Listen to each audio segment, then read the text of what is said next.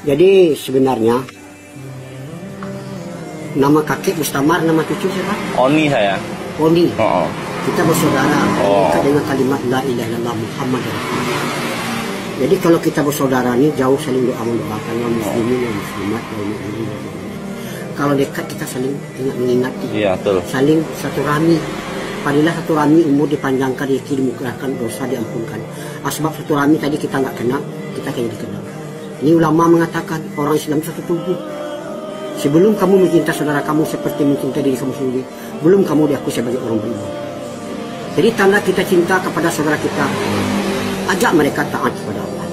Kalau mereka sudah taat kepada Allah, selesailah semua masalah. Sebab Allah, kalau dengan kita taat kita selesai. Tapi kalau kita nggak mau taat kepada Allah, bertambahlah masalah. Jadi kita di dunia ini sementara, di akhirat selama-lamanya. Allah kuasa, makhluk tak kuasa.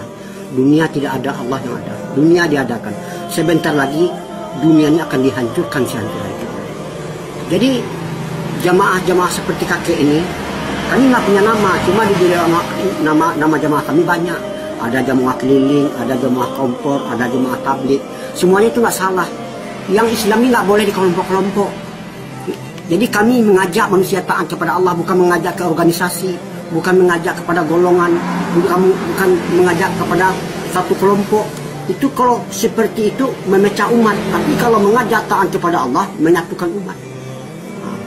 Jadi kita, Nabi mencontohkan dakwah itu menyimpan umat dari lorong ke lorong, dari gang ke gang, dari rumah ke rumah, dari pintu ke pintu, menyampaikan pentingnya perkara iman kepada orang Islam dan mengajak orang muslim masuk Islam. Itu dakwah yang contohkan Nabi. Tapi ceramah di masjid itu namanya ta'lim wa ta'lum, untuk yang tobat. Mungkin ada saudara kita yang lalai, yang lupa. Banyak sekarang di tempat-tempat lain, dia mengaku Islam tapi nggak sholat. Ini maksiat yang belum terbencana. Bagi yang tidak mendirikan sholat, itulah orang yang meruntuh agama. Bagi orang mendirikan sholat, itulah orang mendirikan agama. Jadi di sini orang beriman itu jelas Islam. Tapi kalau orang Islam belum tahu beriman, apakah tanda-tanda orang beriman? A'udzubillahi minasyaitonirrajim. Bismillahirrahmanirrahim. Innama ya'muru masajidallah man amana billahi wal yaumil akhir. Sesungguhnya yang memakmurkan masjid-masjid Allah adalah orang yang beriman, orang yang percaya ayat surat At-Taubah ayat 18. Barang siapa akrab dengan masjid, Allah akan akrab dengan mereka. Kalau ada orang bolak-balik ke masjid, saksikan olehmu bahwa mereka itu adalah mukmin. Wahai malaikatku, kamu lihat nggak tetangga-tetanggaku? Siapa tetangga-tetanggamu? Orang selalu memakmurkan masjid. Sebab masjid itu adalah jantungnya kampung, taman-tamannya surga, benteng-bentengnya orang Islam, rumah-rumahnya Allah. Jadi kalau kita datang ke masjid, otomatis kita dimuliakan oleh Allah. Jadi ibadah yang paling cinta adalah itu sholat di awal waktu, di mana azan dikumandangkan. Jadi sholat perintah Allah, berjemaah sunnah Nabi. Jadi kalau kita sholat berjemaah dapat 27, dapat sholat sendiri dapat 1. Mana yang mau kita uang 1000 dari 27.000? Jadi kita selalu menafikan dunia, mensifatkan Allah. Jadi dunia ini sifatnya menggoda. Kalau kita tertipu oleh dunia, nanti kita akan menyesal. Kadang-kadang ada orang Islam sekarang tergila-gila oleh dunia, ibadah ditinggal. Padahal dalam perintah ada kejayaan, ada kebahagiaan, ada kesusahan. Jadi kami dalam rangka menjalankan yang di dalam Al-Quran berbunyi, kalian adalah sebaik-baik umat dilahirkan untuk sekali manusia untuk beramal ma'ruf munkar dan berimanlah kamu kepada Allah. Al-Imran 110. Dan harus ada satu golongan umat untuk mengajak manusia taat kepada Allah. Al-Imran 4. Jika kamu tolong agamaku, aku akan tolong kamu. Itu Al-Quran. Maukah kamu kutunjuki usaha tidak ada rugi-ruginya untuk melepaskan kamu dari azab sangat itu? Berjihad dan berjuang dalam Allah, jalan Allah dengan harta dan dirinya. Itu Al-Quran. Di sini karena kita bersaudara, orang Islam itu satu tubuh. Jangan kamu menghina sesuatu kaum, belum tahu mereka itu ina, entah lebih ina engkau di sisiku, kata Allah. Itu Al-Quran. Jadi kakek sampai ke sini ini bukan kehendak kakek. Kakek ini orang Sumatera Barat dari Padang. Jadi kakek tinggal di Padang, istri kakek tinggal di Jakarta. Jadi kakek gabung sama jamaah Jakarta, ada 4 pasang. Rupanya kakek dikirim ke Jawa Timur, yaitu ke Jember, ke Banyuwangi. Kalau nggak sebab ini, saya mungkin nggak sampai, nggak ketemu sama Ani ya. Tony ya. Jadi mudah-mudahan itulah pesan kakek. Kalau kita taat kepada Allah, dunianya akan menjadi budak kita. Taat kepada orang tua aja kita nggak ketemu sama kita, orang tuanya nangis di mana?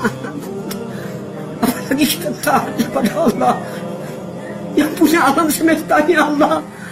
Kakek datang ke sini bukan meminta-minta. Uang yang ditinggal dengan dibawa sudah ada. Kakek ke sini ikut latihan. Kami ke sini bukan mengajari umat, kami ke sini pergi latihan cara Nabi korban dengan harta dan diri. Jadi kalau kita korban untuk agama, timbul rasa cinta, kasih dan sayang kepada agama, timbul rasa pikir dan risau.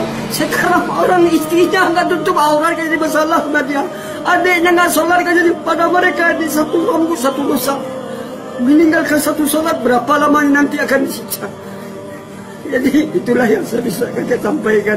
Mudah-mudahan sekarang orang menyampaikan agama dicegah orang, tapi orang membuat kemungkinan orang tidak mau mencegah.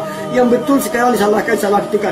Seperti orang sekarang tutup aurat secara sempurna pakai purda, pakai cadar. Heboh orang satu kampung. Tapi kalau orang nggak tutup aurat, orang diam aja. Pada satu rambut itu satu dosa. Nah, jadi itulah tidaknya saya membawa istri saya dakwah supaya nanti dia bisa dakwah kepada anaknya, bisa dakwah kepada mantunya, bisa dakwah kepada tetangganya. Jadi kalau laki-laki ini dakwahnya terbatas, nggak boleh selain dari mukrimnya. Tapi kalau istri tidak boleh ikut, dia boleh dakwah kepada siapa saja yang menikah, yang masuk ke rumahnya.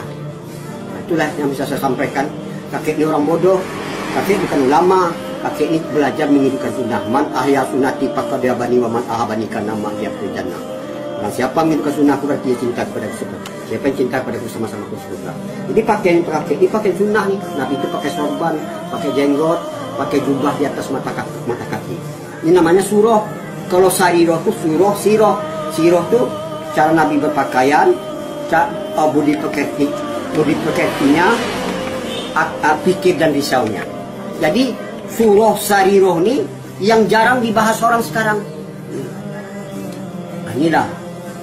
Jadi mudah-mudahan pesan kakek sama Ani itu aja. Jagalah sholat di awal waktu. Kalau dapat, kalau kita mau ke masjid itu mengajak, ayo sholat ya dengan khidmah kasih sayang. Dengan mengajak kita dapat pahala. Kalau diikut sebanyak dia dapat, segitu juga kita dapat, tapi nggak merugikan kepada mereka. Assalamualaikum warahmatullahi wabarakatuh. Jadi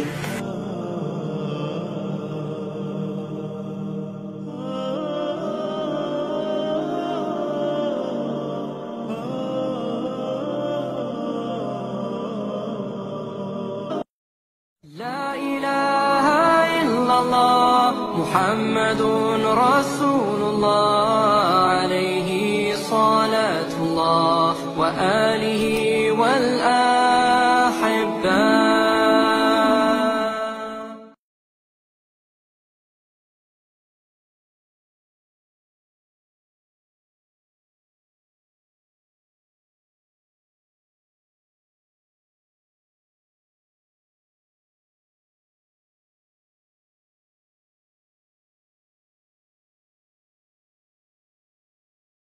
أستغفر الله رب البرايا أستغفر الله من الخطايا